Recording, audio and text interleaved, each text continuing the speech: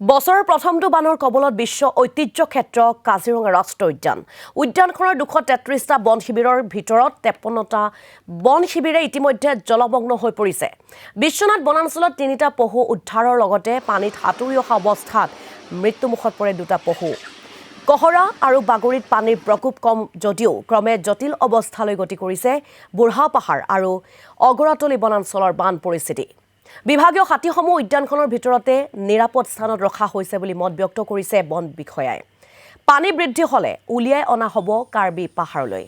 আমি কাজিৰঙা ৰাষ্ট্ৰীয় উদ্যানৰ আপোনালোকক পৰিৱেশ দেখুৱাইছোঁ। কাজিৰঙা ৰাষ্ট্ৰীয় উদ্যানতো এক অভাৱনীয় পৰিস্থিতিৰ সৃষ্টি হৈছে। আজিৰো বছৰৰ প্ৰথমটো বান আৰু বানৰ কবলত পৰিছে বিশ্ব ঐতিহ্য ক্ষেত্ৰ কাজিৰঙা ৰাষ্ট্ৰীয় উদ্যান। উদ্যানখনৰ 233টা বন শিবিৰৰ ভিতৰত 53টা বন শিবিৰে ইতিমধ্যে জলমগ্ন হৈ পৰিছে বানৰ কবলত। বিশ্বনাথ বনাঞ্চলত 3টা পহু উদ্ধাৰৰ লগতে পানীত সাঁতুৰি অহা অৱস্থাত মৃত্যুমুখত পৰিছে 2টা পহু। কহৰা আৰু বাগৰিত পানীৰ প্ৰকোপ কম যদিও ক্ৰমে এতিয়া জটিল হৈ পৰিছে পৰিস্থিতি।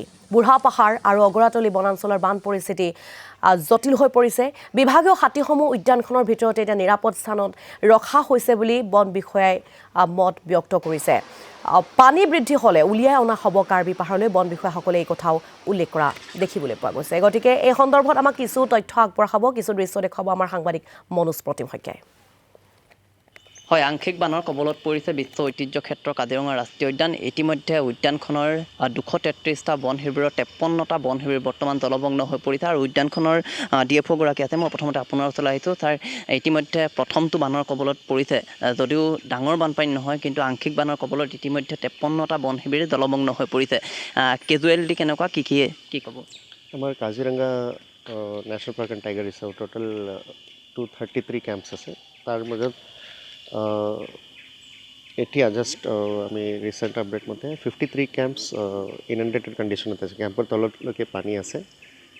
মেক্সিমাম কেম্প এইটো যেনেকৈ নদী চাপৰি এৰিয়াত থকা, এনেকৈ বিশ্বনাথ ৱাইল্ড লাইফ ডিভিশ্যনত থকা কেম্প আৰু আমাৰ ব্ৰহ্মপুত্ৰৰ কাষত যিখিনি কেম্প আছে সেইকেইটাতে মেক্সিমাম ইনণ্ডেটেড কণ্ডিশ্যনত আছে। আৰু মেজৰিটি আমাৰ তেনেকৈ বাগৰি কহৰা অঞ্চলৰ ভিতৰত তেনেকৈ যিমান এৰিয়া আছে মেক্সিমাম এইটো এতিয়ালৈকে পানী সোমোৱা নাই। আগ্ৰাতলি এৰিয়াত অলপমান পানী সোমাইছে আৰু বুঢ়া পাহাৰত যেনেকৈ বুঢ়া পাহাৰত ব্ৰহ্মপুত্ৰ একেবাৰে ওচৰত থাকে, তাত কিছুমান ঠাইত পানী সোমাইছে। আৰু কেনেকুৱা? হয়, এতিয়ালৈকে আমাৰ মেইনলি বিশ্বনাথ এৰিয়াত তিনিটা হাক দিয়ে ৰেস্কিউ হৈছে আৰু 2টা হাক দিয়ে ড্ৰাউনিং কেছত মৃত্যু হৈছে। এইটো আমাক জাষ্ট আপডেট পাইছে। কাজিৰঙাত দেখা পোৱা গৈছে যে ইতিমধ্যে বন্যজীৱকুলৰ কাৰ্বি পাহাৰলৈ যি যাত্ৰা, সেই যাত্ৰা আৰম্ভ হৈছে। লাহে লাহে হৈছে তেনেকৈ মেক্সিমাম জাত আমাৰ ৰাষ্ট্ৰীয় ঘাইপথৰ ওচৰত থকা এৰিয়া, যেনেকৈ হালদিবাৰীত ৰেচিডেঞ্চিয়েল কিছুমান হক দিয়া থাকে, এইকেইটা লাহে লাহে এতিয়া নেশ্যনেল হাইৱে পাৰ কৰি কাৰ্বি আংলং ফালে মুভ কৰিছে। আৰু মালনী এৰিয়াত কিছুমান ঠাইত মানে হক ডিয়েৰ পাৰ কৰিছে। আৰু বিশেষ আমাক মেইন ইণ্ডিকেটৰ হৈ এলিফেণ্ট মুভমেণ্ট, এইটো এতিয়ালৈকে হোৱা নাই। আৰু ছেকেণ্ডলি আমাৰ পাণবাৰী এৰিয়াত ভালেমান হাক ডিয়েৰ জেনেৰেলি পাৰ হয়, যেনেকৈ বানপানীৰ সময়ত। এতিয়ালৈকে তেনেকুৱা চিচুৱেশ্যন অহা নাই বন্যপ্ৰাণী পাৰ কৰা। দলং বা কেম্পসমূহৰ কিবা নষ্ট হৈছে নেকি বৰ্তমান? তেনেকৈ আমাৰ ইনফ্ৰাষ্ট্ৰাকচাৰ ৱাইজ ডেমেজ এতিয়ালৈকে হোৱা নাই। আমি পানীৰ স্পীড ইমান বেছি নাই এতিয়া। পানী লাহে লাহে উঠি আছে, সেইকাৰণে ইম্পেক্ট ইমান নাই। সেইকাৰণে আমাৰ ইনফ্ৰাষ্ট্ৰাকচাৰত যেনেকৈ মেজৰ ডেমেজ হোৱা নাই।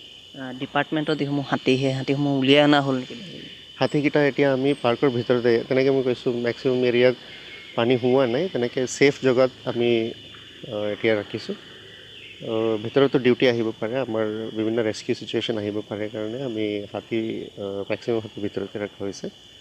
যেতিয়া পানী আৰু যদি আগবাঢ়ি আহে আৰু বাঢ়ি যায়, তেতিয়া আমি হাতী বাহিৰত ইমিডিয়েটলি ওলাই আহিবৰ কাৰণে আমি ৰেডি হৈ আছোঁ। হাইলেণ্ডসমূহৰ অৱস্থা কি বৰ্তমান? হাইলেণ্ডছ আমাৰ ক্লিয়াৰ আছে।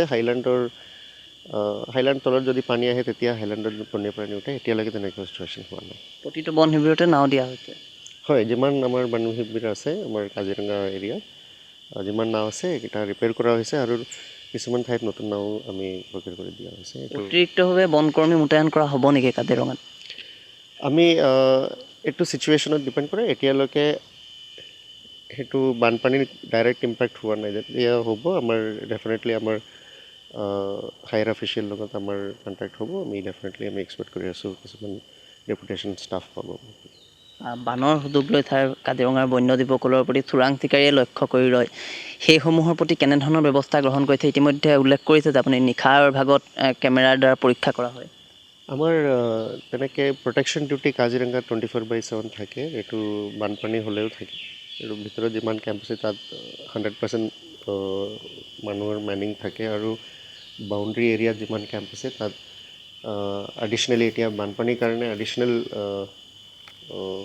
এইটো ডিপ্লয়মেণ্ট হৈছে যেনেকৈ আমাৰ হাইৱে ওচৰত যিমান এৰিয়া আছে গোটেইকেইটাৰ ডিপ্লয়মেণ্ট হৈছে সেইটো আমি আৰু এডিশ্যনেলি এনেকৈ বন্যপ্ৰাণী পাৰ কৰি কাজিৰঙা আমাৰ নেশ্যনেল হাইৱে পাৰ কৰে সেইটোৰ ট্ৰেক কৰিবলৈ আমি থাৰ্মেল ড্ৰোনছ ইউজ কৰি এতিয়া ট্ৰেক কৰি আছোঁ যেনেকৈ প্ৰটেকশ্যন মতে আমাৰ